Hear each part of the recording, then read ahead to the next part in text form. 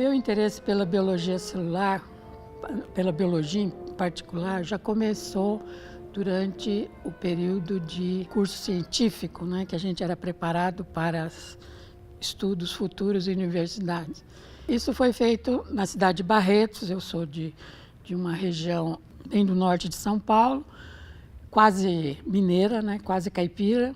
Vim para São Paulo justamente para continuar os estudos. Meus pais mudaram para São Paulo por causa desse motivo. Porque na época só existiam a possibilidade de você ser engenheiro, ou ser médico, ou ser advogado. E quando eu vim, realmente eu pensava em fazer medicina, mas chegando aqui, o que aconteceu foi, durante uma reportagem no jornal, que pedia para técnicos de laboratórios na Faculdade de Medicina da Universidade de São Paulo. Assim, eu vim e me candidatei. Foi uma coisa muito engraçada, porque eram muitas pessoas interessadas.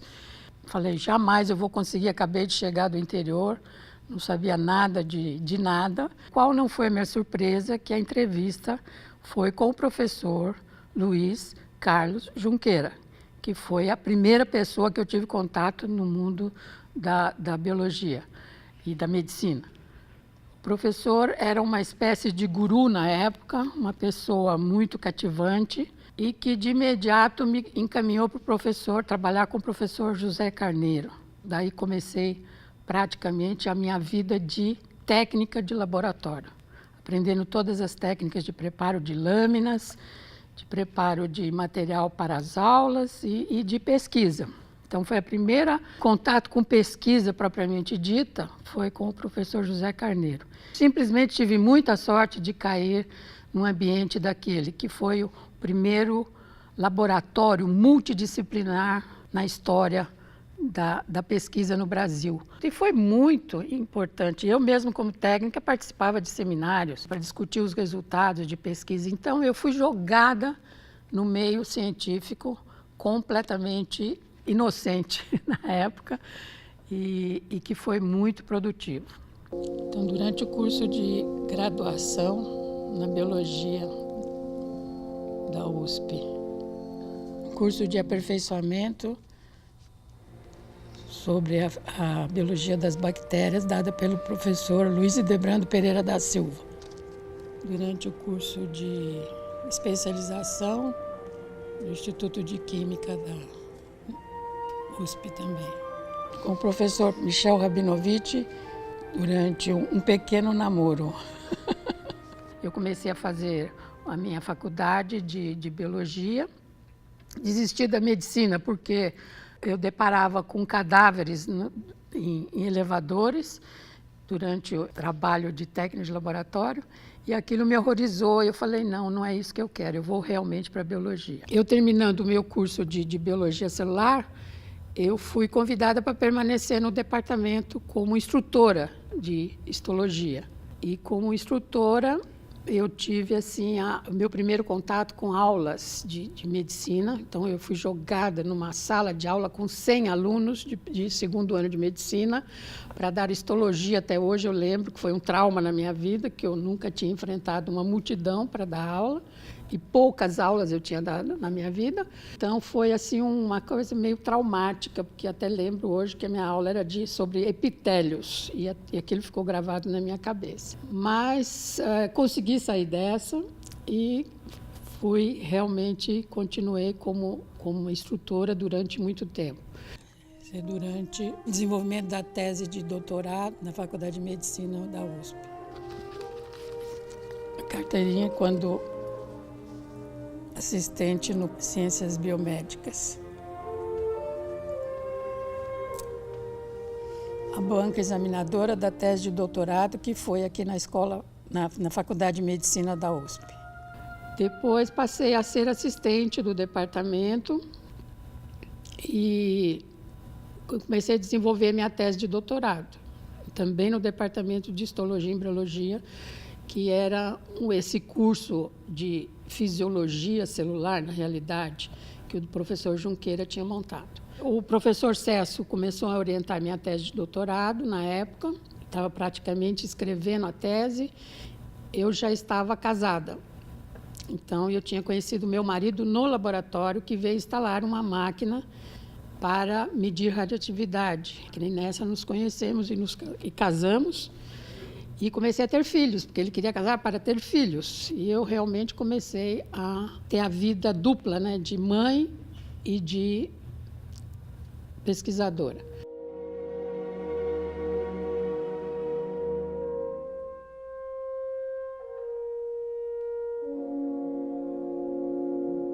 Então, nessa época foi muito difícil. Eu realmente comecei a ter minhas filhas mais ou menos em seguida. Tive uma logo depois de 2 anos a outra.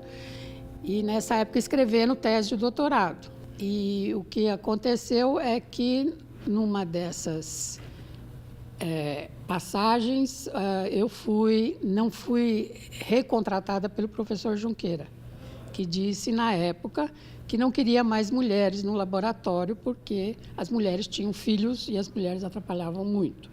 Ele começou a contratar somente homens.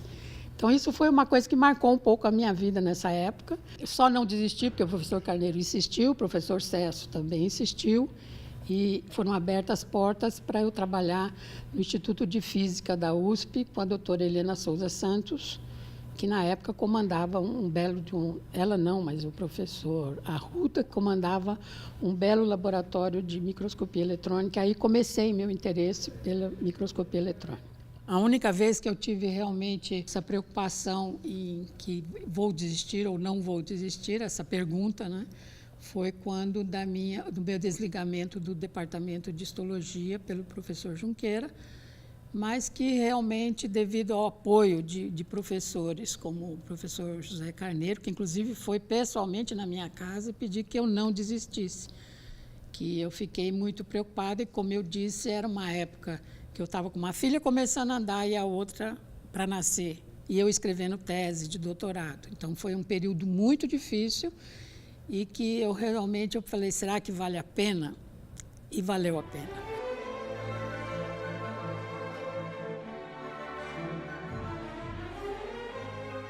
Depois desse episódio, sem emprego, eu participei de um congresso da SPPC, que foi aqui em São Paulo, e nesse congresso o professor Ernei Camargo me convidou para fazer parte da equipe dele na Escola Paulista de Medicina, que estava sendo montado um laboratório de parasitologia. Então, fiquei encarregada de fazer a morfologia dos tripanosomatídeos, que na época era o foco de estudo do Dr. Ernei Camargo, e eu acho que continua sendo até hoje. Você vê que, pelo meu histórico, eu convivi com a nata da sociedade científica no Brasil na época, que era o pessoal que realmente estava muito ativo e que eu era uma espécie de, como eles falam, uma pessoa que era importante para a participação nos projetos. Então, eu era que trazia todo o meu conhecimento de morfologia, de biologia celular, de microscopia de luz, depois microscopia eletrônica. Com isso, eu fui colocando os meus tijolinhos para uma coisa que eu gostava de fazer. Tentaram, inclusive, me levar para a área de bioquímica, a área de imuno, mas não, sempre fui contra. Essa é uma foto histórica que eu tenho comigo do primeiro congresso de biologia celular com grandes amigos, que é o professor Carneiro, o professor Eduardo Catiburia e o professor Aprígio. Depois desse curso de parasitologia, o professor Ernei acabou saindo da universidade, voltou para a USP, da onde ele tinha se originado. Nessa ocasião, foram chamados pessoas interessadas para a volta à histologia.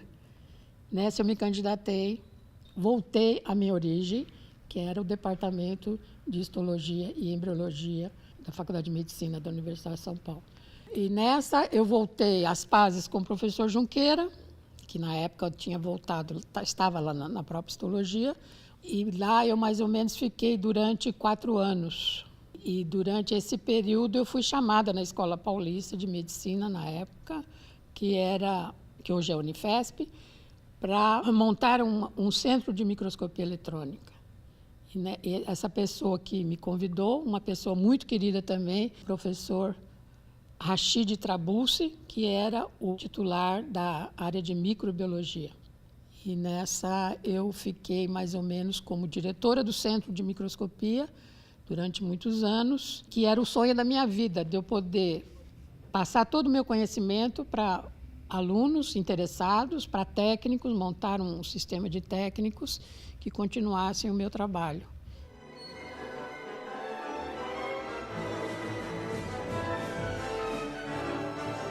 Um dos melhores momentos da minha carreira realmente foi quando houve o reconhecimento dos microscopistas eletrônicos do Brasil, que me convidaram para ser presidente da Sociedade Brasileira. E com isso abriu oportunidades tremendas de viagens para o exterior, de participação de cursos fora, de convidar professores estrangeiros para vir ministrar cursos aqui.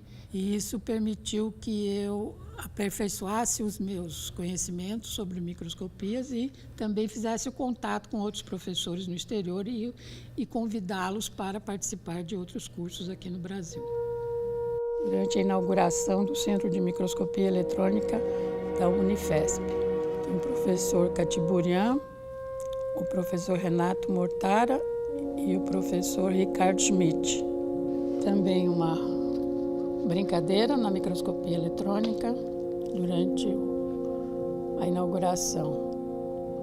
Também na inauguração do Centro de Microscopia Eletrônica, a equipe que iniciou o Centro de Microscopia Eletrônica, técnicos e pessoal que colaborou com a formação do centro. Aqui a equipe toda, junto com o professor Catiburian, que muito auxiliou na formação do Centro de Microscopia. A grande família, eu falava. Eu poderia ter me aposentado aos 50 e poucos anos. A minha carreira toda começou aos 20 anos de idade como técnica e terminou aos 70 pelo jubilamento, quer dizer, eu fui expulsa da universidade como funcionária pública, 70 anos, obrigatoriamente tinha que aposentar. Por mim, não teria me aposentado. Eu acho que eu teria muito mais gás e coisas para oferecer, mas não foi permitido. Também eu acho que dei o suficiente, que eu poderia ter me aposentado aos 50 e poucos e não é. Eu estava no auge da minha carreira e realmente me deu muito prazer tudo que eu fiz na minha vida. Durante um congresso internacional de microscopia eletrônica em Paris, onde fui convocada para uma banca sobre mulheres na ciência. Durante um curso na Áustria sobre criométodos, congelamentos de cortes histológicos. Curso dado em Cuba sobre a parte técnica da microscopia eletrônica.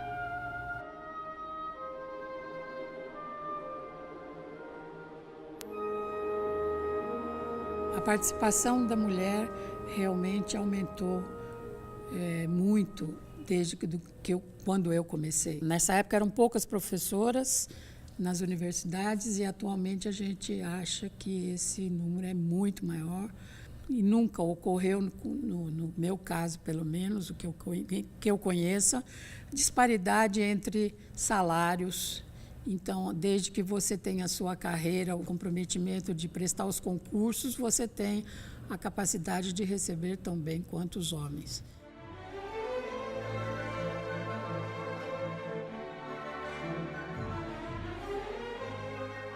A relação entre chefes e alunos. Eu acho que a participação deve ser como de uma família. Você não deve concebê-lo como uma pessoa superior, mas sim um amigo. E o próprio chefe deve ter essa noção que realmente a troca é muito positiva, do ponto de vista científico, do ponto de vista de formação do pessoal. Então, não deve ser uma coisa impositiva, quer dizer, que realmente force a relação entre o chefe e os seus alunos. Eu tenho dois grandes exemplos. Um deles é o professor Junqueira, que na época que eu estava frequentando o laboratório, a gente fazia seminários de vários assuntos relativos à pesquisa, Então, a gente era encarregado de leituras de artigos e depois expor esses artigos, discussão desses artigos e por que não se fazia assim ou de outra maneira. Então, isso foi muito, muito importante na minha carreira. Isso fora as festas, participavam todos, os professores, os alunos. Então, nunca houve essa coisa de superioridade, de eu mando, eu sou dono. Realmente foi muito cativante e muito importante na minha vida. A outra experiência foi com o professor Ernei Camargo, na Escola Paulista de Medicina, que também tinha esse tipo de relacionamento com os alunos, baseado em amizade, em discussões de artigos e seminários que eram organizados fora do normal de pesquisa, com assuntos também variados, não só científicos, como de formação de conhecimentos sobre música, sobre teatro, sobre outras. Então, havia assim, uma preocupação de formação geral dos alunos, o que era muito gratificante e foi muito importante na minha formação.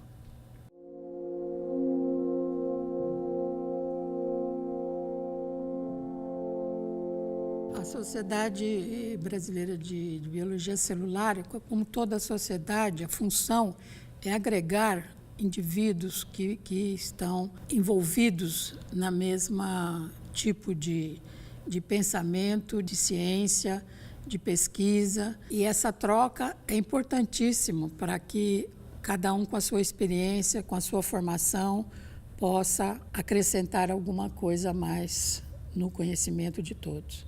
Apesar de não estar mais inserida devido à aposentadoria, estou fora do esquema, mas eu acho que a gente deve muito incentivar os alunos a entrarem para a área de pesquisa. Realmente, nem todos serão pesquisadores, mas eu acho que a oportunidade deve ser dada a todos e durante o desenvolvimento do curso ou da preparação ou do trabalho, esses alunos tenham oportunidades de ou virarem cientistas ou professores de biologia celular.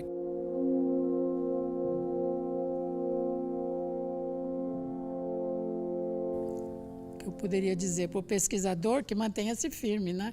Que a coisa pode melhorar, o sonho nunca deve ser deixado de lado. Realmente conseguir fazer a sua pesquisa e que continue, que a guerra é nossa.